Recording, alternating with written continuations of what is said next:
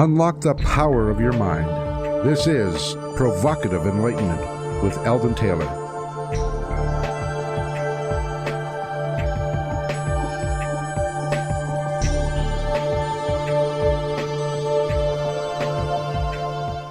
Welcome and thank you for joining us today. The next hour is devoted to learning something more, not just about the world of shoes and sealing wax.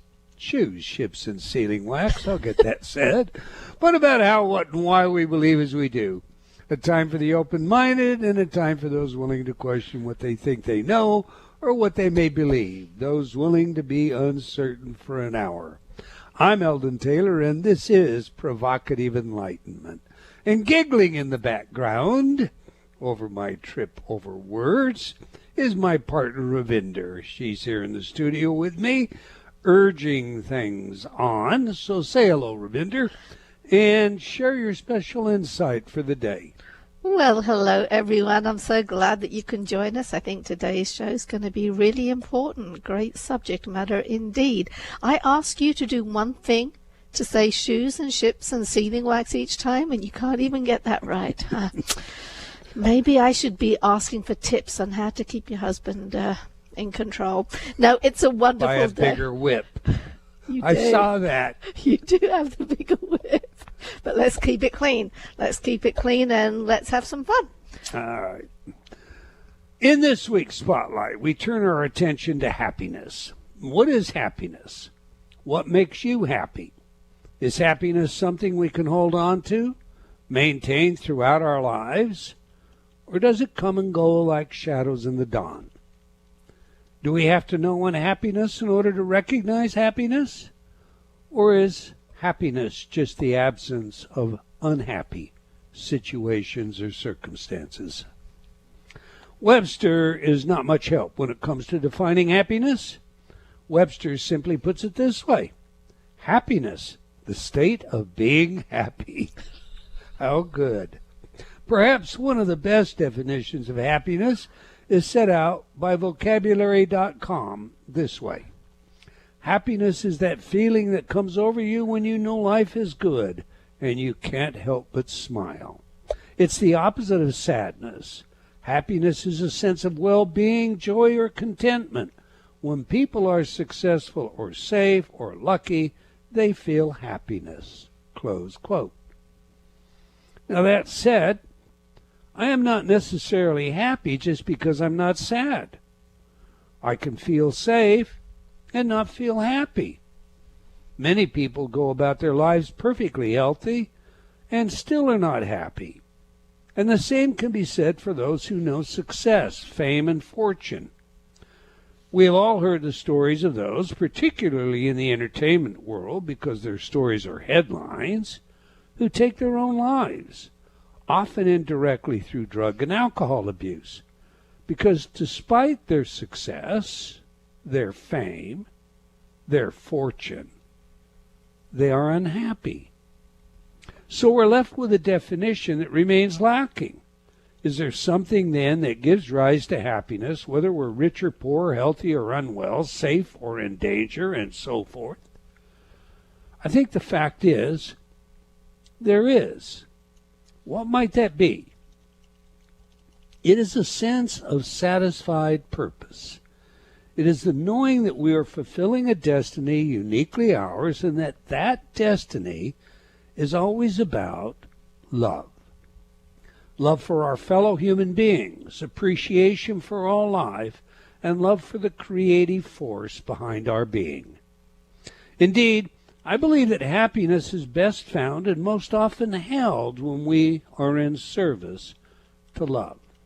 When we go to the aid of a fellow human being, we feel a rush of being that says our life makes a difference. This rush can follow us and often tingle our physical being, for it vibrates our being with a recognition that this is what life is about.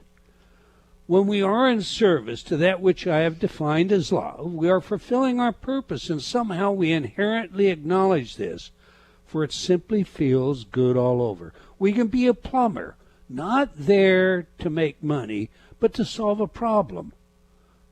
We can be an attorney. We can be a banker.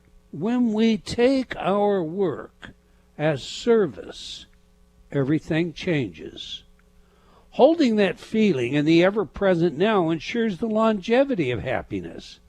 For happiness can be had by simply placing yourself in service to the needs of those who are hurt or needing.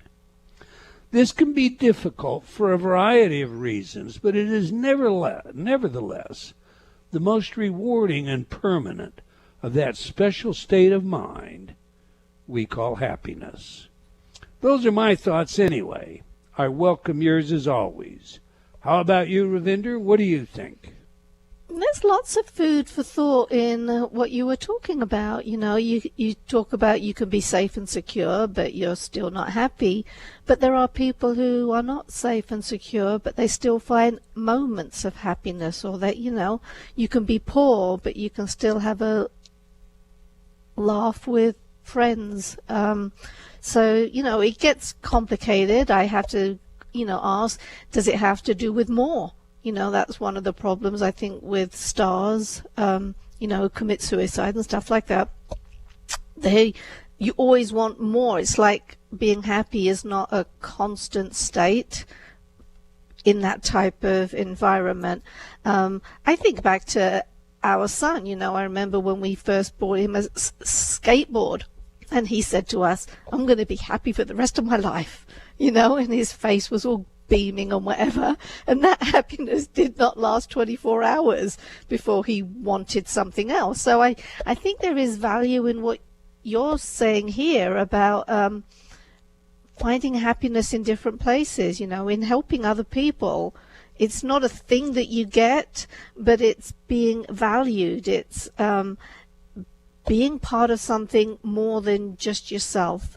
So I think that probably is the best place to get the most constant kind of happiness. And you know, and I think of service as love. I tried to make that synonymous in today's spotlight because I remember being in a local grocery store behind a fellow who was clearly a laborer by the way he was dressed and how dirty he was. And he was counting change at the counter, and I was about to offer to give him some more money, but he seemed very proud, and he had just enough. He was buying 3 little items, and those 3 items were candy. And he explained to the clerk that every day after work he would stop and pick up something for each of his children and take it home, because the glee on their face when he came home, they'd all hug him, wrap their arms around him, and he'd hug them back, and he'd give them their little treats. That made his life worth living. Now, you know, service, we think about service like, well, you know, I'm going to volunteer at the food bank, and that's good. You know, that's good. But service can be just the way we treat our fellow human beings in our everyday activities. It can be slowing down and letting somebody in because their turn signal's on instead of stepping on the gas. It can be simply smiling at that grocery clerk when you're in the store. And of course, COVID with masks, but you get my point. When we look at life as our ability to love life and all that's in it, then we can see that whatever we do for a living, we don't have to be a doctor or a nurse saving lives. We can be a human being doing anything, mowing lawns, building houses. If we see what we're doing as a service and we do that to the best of our ability to aid those that we're doing it for with that kind of integrity in our heart, then I think we find life satisfying. And therein, I think we discover happiness. I Think you're absolutely right there. And the problem with the face mask, you get around that by smiling big. Have a smile that reaches your eyes, you know. And then there's loads of health benefits to that too, as I've been learning. But that's another subject. Okay. Every week I read some of your letters as our way of involving you while paying respect to the very important role you play in making this show successful. Our last show featured Professor Rupert Sheldrake, and we discussed his work and book, Ways to Go Beyond and Why They Work. Thomas wrote, I love Sheldrake's take on the problem with science and spirituality. Emily wrote, I have been a fan of Sheldrake's for some time, but you were able to obtain clarification to some ideas that have troubled me. Thanks for the show. Moving on, Tammy wrote, Hi, Eldon. I don't know if you remember me from Steve's Marine Service, but my encounter with you has profoundly changed my life, or am working on it. You gave us a copy of your book, Choices and Illusions. Wow, I feel like I found my people. My cookie bag is getting smaller, and I am stretching my chicken hawk wings farther and farther every day. And I want to say to you, thank you for all that you do. Well, Tammy, of course I remember you and your wonderful husband, Steve, and thank you for everything you've done for me. Tony wrote, your interviews bring so much information, enlightenment, and encouragement to my life. They really are life-changing. Finally, Peter wrote, I just want to thank Eldon for his way of spreading the knowledge. I found his videos about a month ago on YouTube and just love the way he speaks and transfers knowledge for others with stories and easy-to-understand language. Well, thank you, Peter. All right, that's all the time we're going to take for letters today, but please keep your comments coming. We do sincerely appreciate your feedback. You can opine by sending me an email at Eldon, that's E-L-D-O-N, at eldontaylor.com, or by joining me on Facebook at Dr. Eldon Taylor. Now to today's show. Gain Without Pain with Dr. Greg Hammer. So let me tell you a little about today's guest. Greg Hammer, MD, is a pediatric intensive care physician, pediatric anesthesiologist, and professor at Stanford University Medical Center. A member of the Stanford Well MD Initiative and the Wellness Committee for the American Society of Anesthesiologists, Dr. Hammer is currently the chair of the Physician Wellness Task Force for the California Society of Anesthesiologists. He has been a visiting professor and lecturer on wellness at institutions worldwide and teaches GAIN, G-A-I-N, and we'll break that down later, to medical students, residents, and fellows at Stanford. So on that, let's get him in here. Welcome to Provocative Enlightenment, Dr. Greg Hammer. Thank you so much, Eldon. It's great to be with you. That's indeed our pleasure. I love your book. I have to tell you that. I love how you wove everything together. I like the Q&A, the conversation. You've just done a wonderful job with the book. I really recommend this one to everyone, but we'll get into that in a bit. We like to learn three things from our guests on this show, Doctor. What is the message? Who is the messenger? And how do we use the information? To that end, please share with us what you're passionate about and why.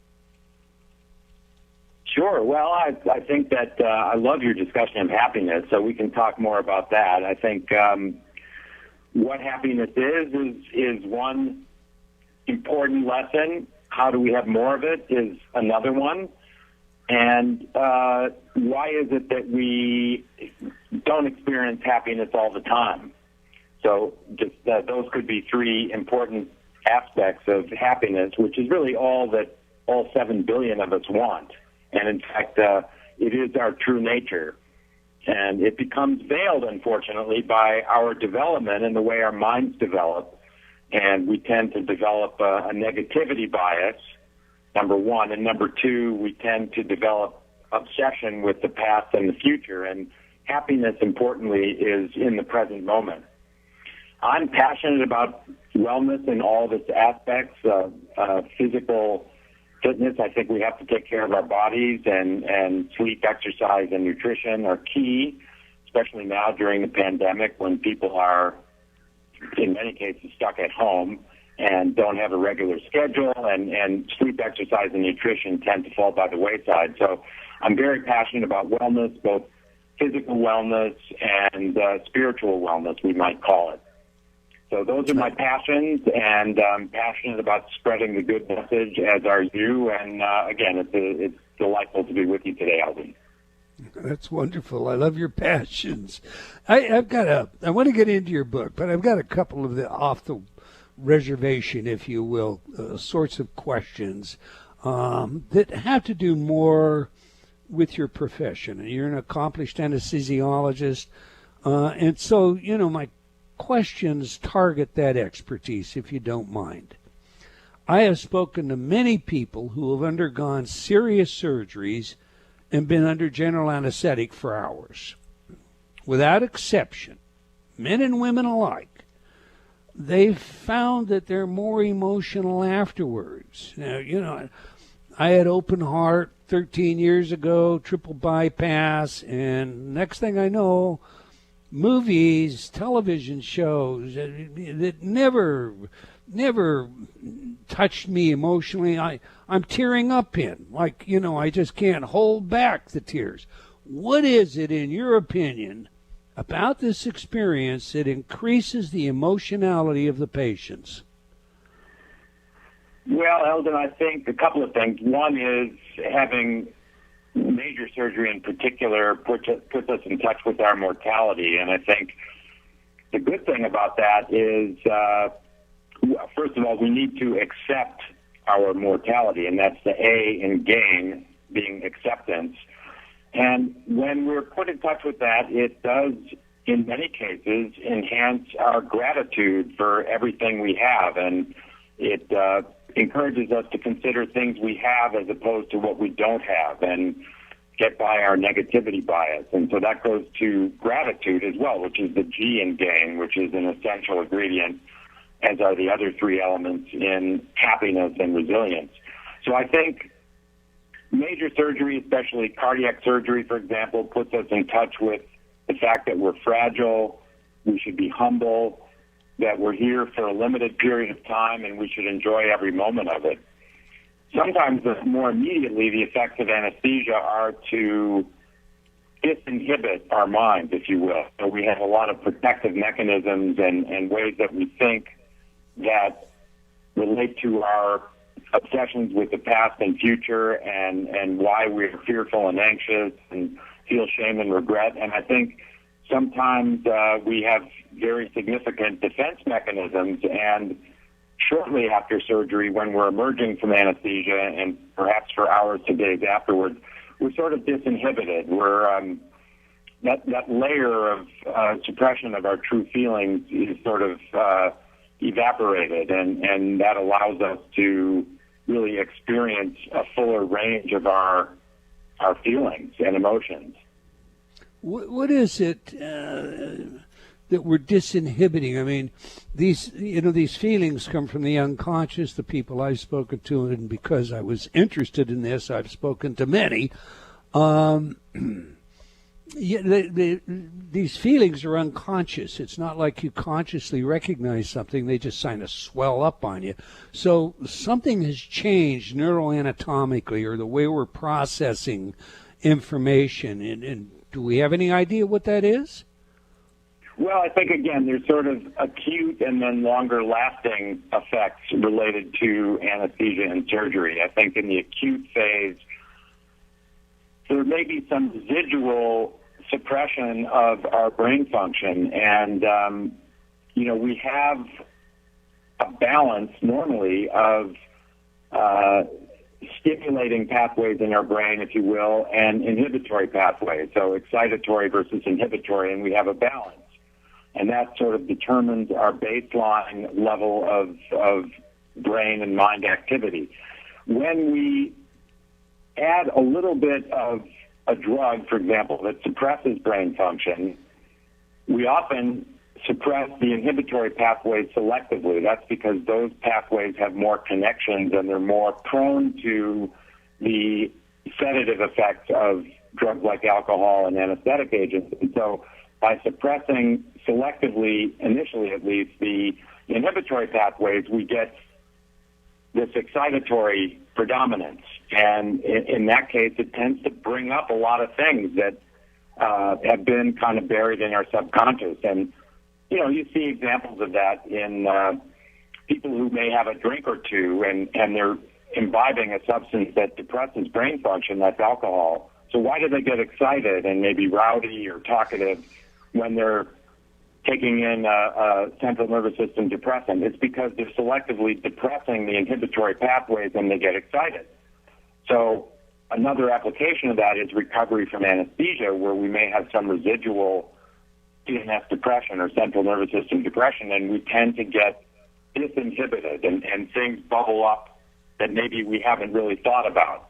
So that's one explanation sort of in the acute phase. But I think, as you pointed out with regard to your heart surgery, perhaps more importantly, we tend to really be in touch with our own mortality. And this is something that we've suppressed out of fear in many cases.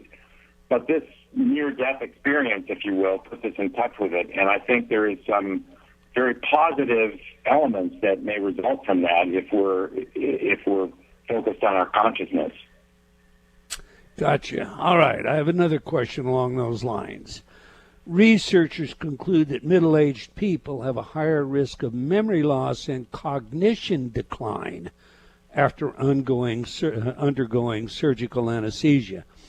Now, you might expect to get temporarily knocked off by general anesthesia during surgery, but some of this new research has found that it has lasting impacts on memory and cognition. Again, this was one that when I had this, my physicians basically said, no, there's no truth to that. But the data is robust now. So, two-part question. First, do we know what produces this? And second, do you inform patients in advance of this risk now that we know that it exists? Those are excellent questions. I think that especially when dealing with older patients, that the anesthesiologist and perhaps even the surgeon should counsel the patients. They may have some lasting effects on their brain from anesthesia and surgery. You're correct, and we don't really know exactly what the mechanism is, but certainly it's not something that should be dismissed. It's definitely true that everybody, regardless of age, but in particular older people, may have lasting effects after anesthesia and surgery. And basically this is an epigenetic phenomenon. That means that we have a lot of genes that are acting as switches, turning off and on pathways in our brain. And anesthesia in particular may, in fact, manipulate those switches in ways that result in memory loss, changes in cognition that may be long-lasting or even, in some cases, permanent. And we don't really know exactly what the mechanisms are, but this is certainly not simply a direct effect of the drug that should go away when the drug is eliminated from the body. This is something longer-lasting, and I think it could be envisioned as a matter of these drugs turning selective switches on and off in the brain and modifying our genetics, if you will. Gotcha. Thank you, Doctor, for your answers. Let's turn to your book. At first glance, it appears to be written exclusively for healthcare professionals. But when I read the book, I felt it reached out to everyone. What are your thoughts on that, Doctor? Well, absolutely true. In fact, there's a second book at the publisher now called Gain Without Pain, Your Happiness Handbook. And it's just simply a detailed exploration of the GAIN principles. They are gratitude, acceptance, intention, and non-judgment. And these really apply to everybody. I think those are the four pillars of resilience and happiness. And so in the pocketbook version, which is coming out probably early 2021, I have taken away a lot of the stories that are in the book for healthcare professionals that relate to medicine and apply those just to everybody, because I think you're absolutely right. The GAIN principles are essential for everybody, not just people in the healthcare field. So I think For example, gratitude. Gratitude is a central pillar of happiness. I think we can all appreciate that. And as you were saying about happiness before, you can be poor and happy, you can be deaf or blind and happy, but you can't be ungrateful and happy. And so gratitude clearly is one of the pillars of resilience and happiness. And I think acceptance, intention, and non-judgment are the other three, and we can talk about those if you like, if we have time. Of course, we have a break in front of us. I want to talk about exactly that. In fact, when we come back from the break, I'm going to ask you to, explain the broaden and build theory of positive emotions, and then we'll start wrapping around and going specifically after each of these principles and why they're important, Doctor. We're speaking with Dr. Greg Hammer about his working book, Gain Without Pain, the Happiness Handbook. I'm going to tell you whichever version you get of this, whether it's the professional medical version or, as Dr. Hammer just mentioned, that aimed at, you'll want to read this book. These 4 principles, when I read them, I was looking in the mirror. It's something I've been teaching for years and years, and he has distilled them very eloquently. They are very important if what you want out of life is to feel satisfied, that your life does make a difference, it does have meaning, and you enjoy happiness as you live it. All right, enough said. You can learn more about Dr. Hammer and his work by getting to his Facebook, and that's facebook.com, Greg Hammer, MD. Okay, do please stay tuned. We'll be right back. You're listening to Provocative Enlightenment with Eldon Taylor. Change has never been easier. Whether you wish to lose weight, stop smoking, build better relationships, become creative, enjoy ultra prosperity, or simply relax and promote self-healing, Inner Talk has been repeatedly demonstrated effective in the most rigorous of scientific studies. Our customers love Inner Talk. Sean wrote, I have struggled with bulimia for over 30 years and have never been able to lose weight without restoring to it until I used Inner Talk. Vicky wrote, my hubby has been using the Stop Snoring CD and already his dangerous and raucous snoring levels have stopped. Celeste wrote, I recently graduated from Taft Law School with honors. I'm writing to tell you how much your Inner Talk CD, Excel in Exams, has helped me. With over 300 titles to choose from, there is something for everyone. Check it out today by going to innertalk.com.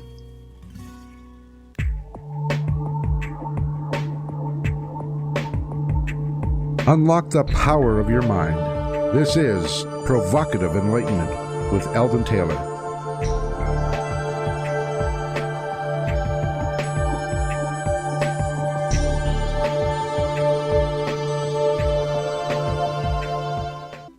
Welcome back. If you just joined us, we're chatting with Dr. Greg Hammer about his working book, Gain Without Pain, the Happiness Handbook. You can learn more about our guest and his books by visiting facebook.com/Greg, G-R-E-G, Hammer, H-A-M-M-E-R, M-D. Okay, every week we ask our guests for their favorite music that has some real meaning to them. Music psychology is a field of research with practical relevance in many areas. Happens to be a hobby of mine. Some of those areas include intelligence, creativity, personality, and social behavior. So, Doctor, somewhere over the rainbow, I hated to fade that one. I could have spent the entire 3 minutes of the music listening to it because I love it. By the one and only IZ is your choice. Please tell us, why is this music important to you? And more importantly, how does it inform us about who you are, sir? You referring to the piece that you just played or another piece of my choice? No, this piece that I just played. I believe that's the piece you gave us, is it not? I may well have done, yes. Well, I think that piece in particular, you know, you can't help but be happy and smile when you listen to that music. It's so uplifting and just puts our troubles and our distractions aside, I think, and brings us into the present moment, which is where happiness resides. So, yes, I think, like other music, that piece does, for me, bring me into the present moment, and I become unaware of my negativity bias and obsession with maladaptive thoughts of the past and future when I hear that song every time. Likewise. There's another piece of music that you wanted to mention. What is that? Well, I think that, the overarching sense I have, Eldon, is that when we're in the present moment, we're happy. So if we think about all the happiest moments we've had, could be hiking in the forest with, surrounded by tall trees and sunlight filtering through the leaves. We just become present, and that just brings out our true nature, which is happiness. And I feel that way when I listen to a variety of pieces of music. It could be Mozart or Chopin, perhaps centuries-old music that remains so present and moving that for me it just draws me in, and I kind of lose a sense of separation, lose the sense that I'm a separate self, that I'm born, I live, and I die. It just brings me to that moment of the present, which is, as I said, that's where happiness resides. So it could be a piece of classical music. It could be that lovely Over the Rainbow song that you played as well. Gotcha. All right, sir. Before the break, I suggested I was going to ask you to explain a theory known as broadening and building of positive emotions. Why don't we pick it up right there? What is that theory, and how is it relevant? Well, I have to say I'm not a psychologist or psychiatrist. I'm not really particularly well qualified to comment on that theory per se. What I would say is that, we have two barriers to happiness, primarily. One is that we tend to have a negativity bias. And so we tend to remember negative things and forget about the positive things. And the other issue or barrier that we have with regard to our thought processes is we tend to obsess over the past and the future. And therefore we rob ourselves of the evolving series of present moments that we have. And so we can actually rewire our brains to transcend this negativity bias and this obsession with the past and the future. And that's the good news, that even though we may be 50, 70, 80 years old, our brains remain plastic. And that means that we can adapt if we are purposeful about it. And that's the I in game, which is intention. And so I'd be happy to discuss that, although you may be more informed about that particular broaden and build theory than I am. I think you did very well. It is as it implies. You broaden those feelings and you build the foundation to them. You did a great job. All right, let's take on intention. Many people today are caring for someone. It may be parents caring for our children, or it could be an older member of a family. You talk about intention in your book in a very specific way. Intention is something everybody seems to be talking about right now. We have lots of folks saying, well, if your intention is this, you'll create it, the kinds of stuff you read in The Secret, okay? Some new age. Well, I'll just leave it there. How does intention influence the nature of care in your sense, as in terms of how we provide it and how we care for ourselves doing so? That's an excellent question, Eldon.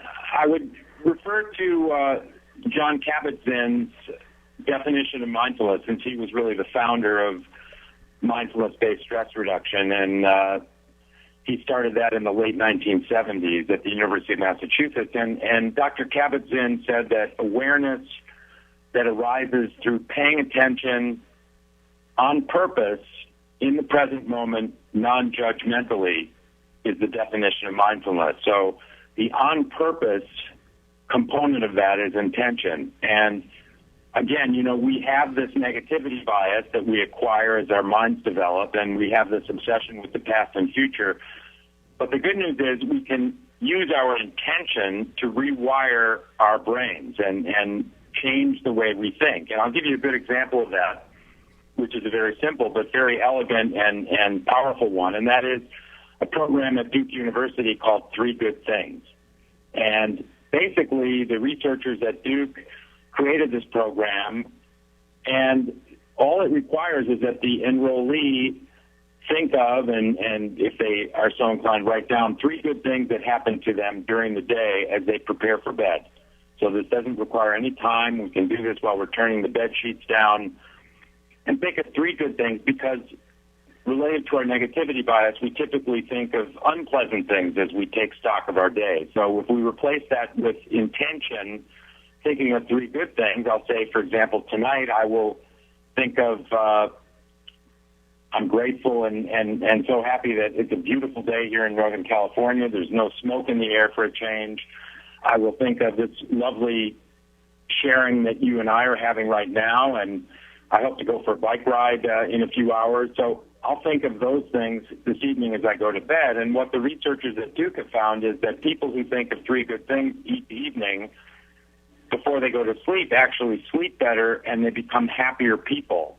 And this is enduring even after they stop the practice, so at least for some period of time. So that's an example of how we can use intention, in this case purposefully considering 3 good things that happen to us during the day in the evening, to rewire the way we think, away from this negativity bias toward a more positive way of thinking.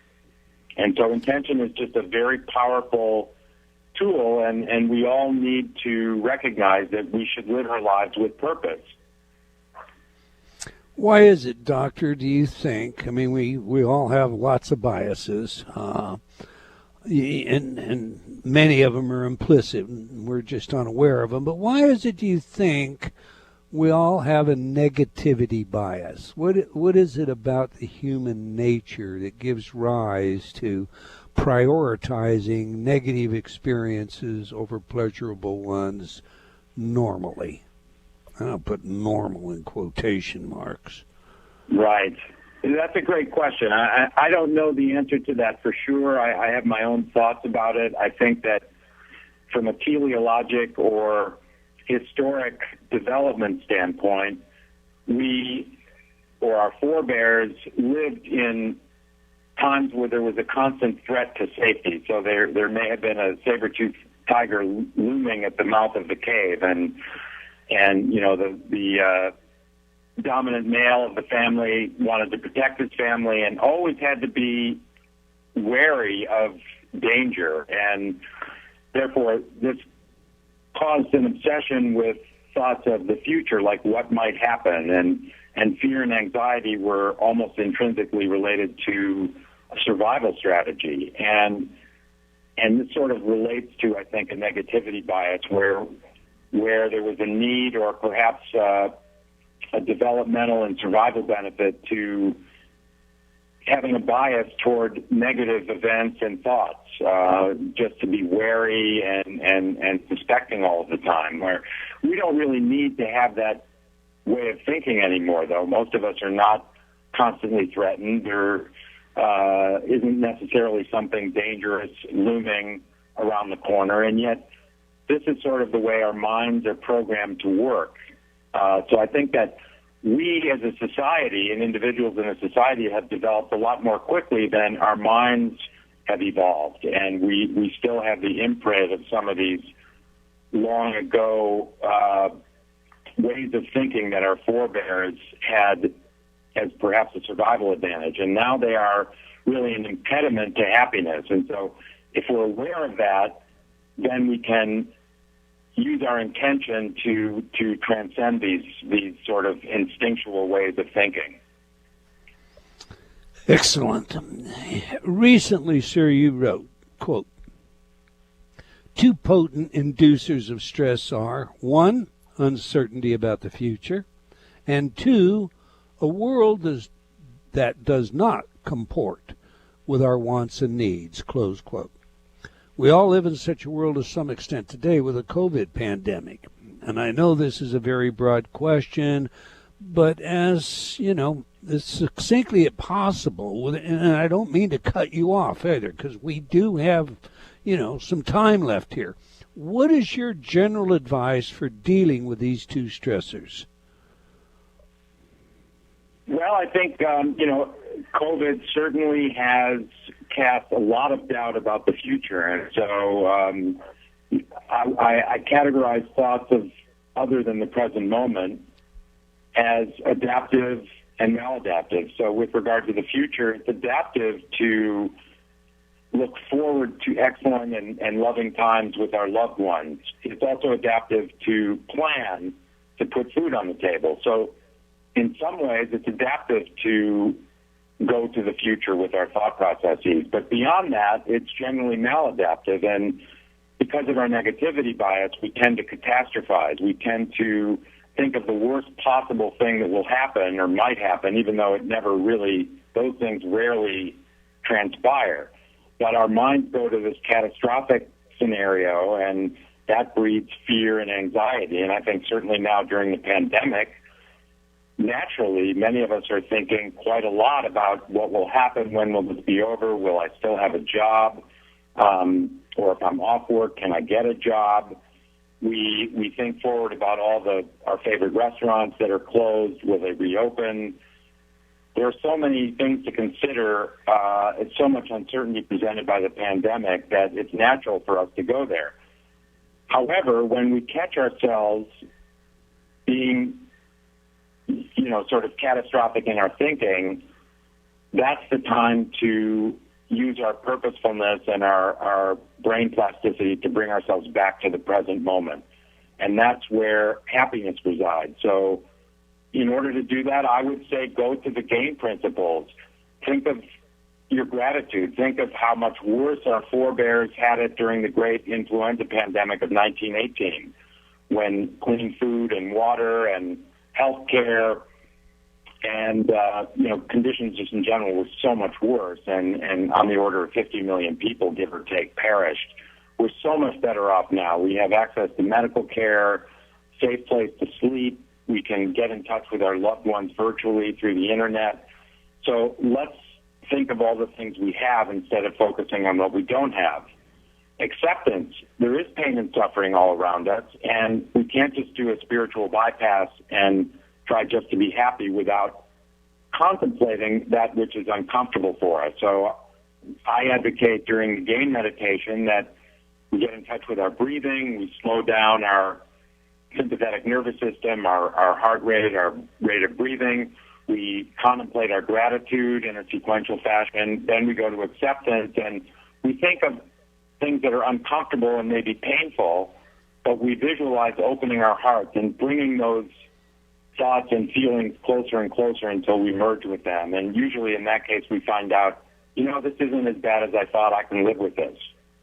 And then we go to our intention, where we, again, focus on the positive in our lives. And today I'm going to be grateful. I'm going to be kind. These are my intentions. And then finally, non-judgment, because we're constantly judging things and comparing ourselves to others favorably or unfavorably, and we tend to judge ourselves very harshly.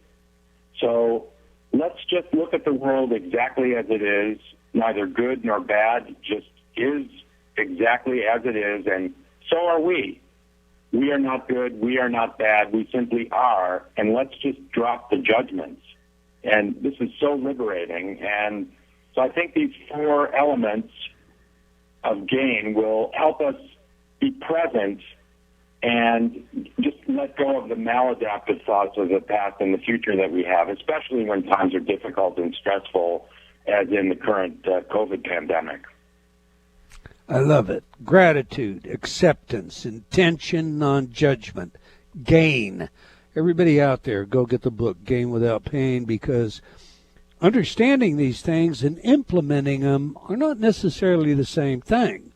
But Dr. Hammer has done a wonderful job at showing you how to implement each of these, and he's fleshed them out with stories, and it's, as he calls them, the 4 core pillars of resilience. I tell you, read the book. All right, listen, there's a lot of burnout everywhere today, and burnout is something you talk about.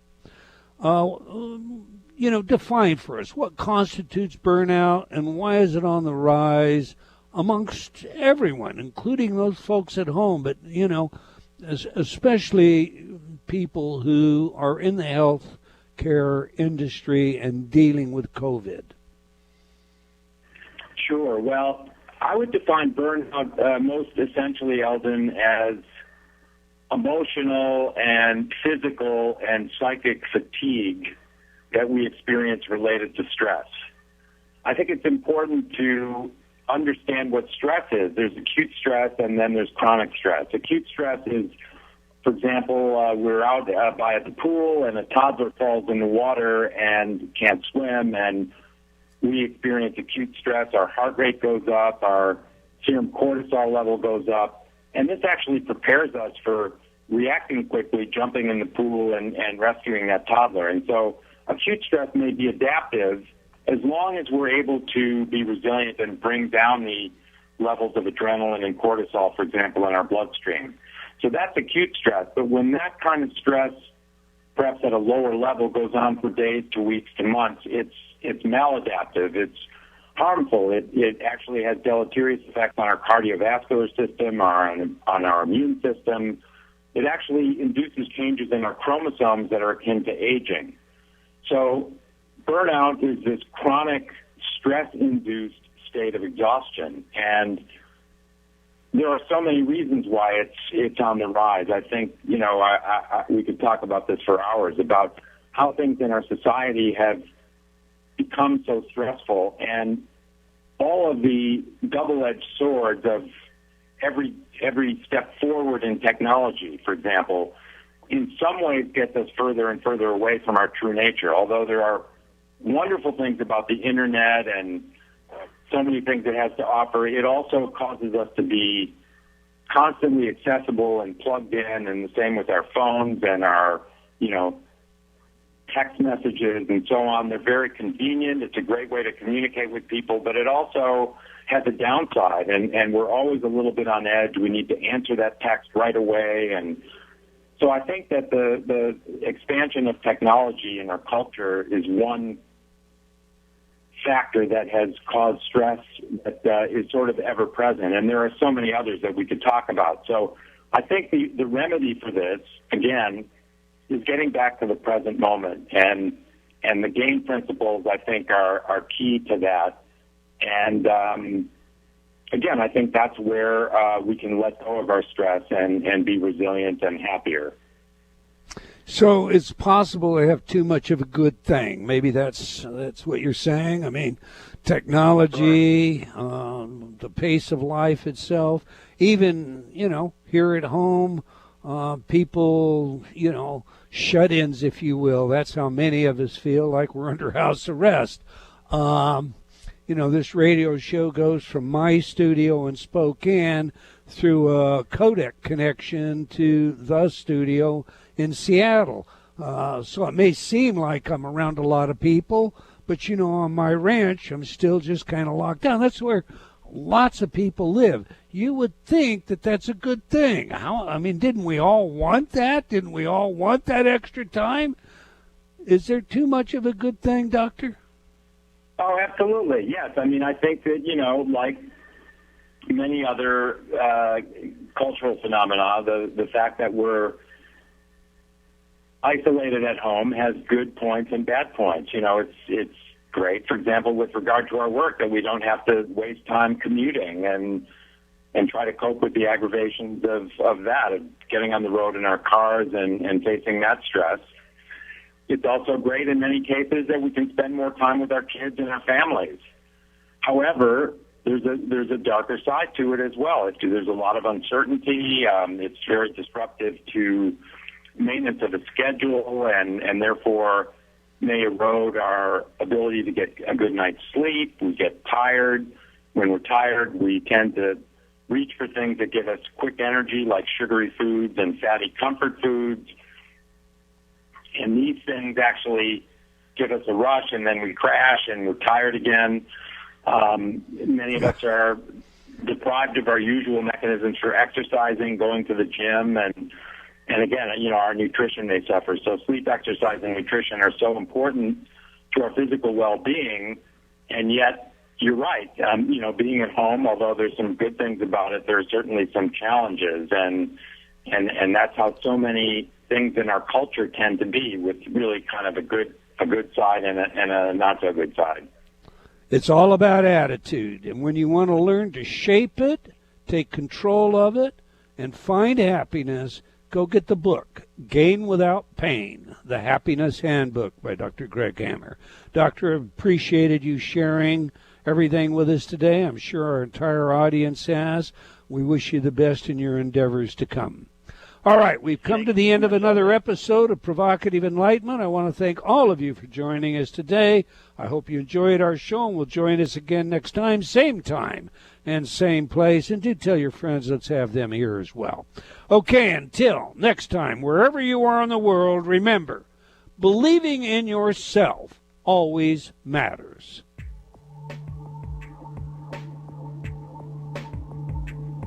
Provocative Enlightenment has been brought to you by Progressive Awareness Research and other sponsors. Provocative Enlightenment is a syndicated show and appears on other networks. For a schedule of show times, visit provocativeenlightenment.com. If you're interested in becoming a sponsor, write to Eldon at eldontaylor.com.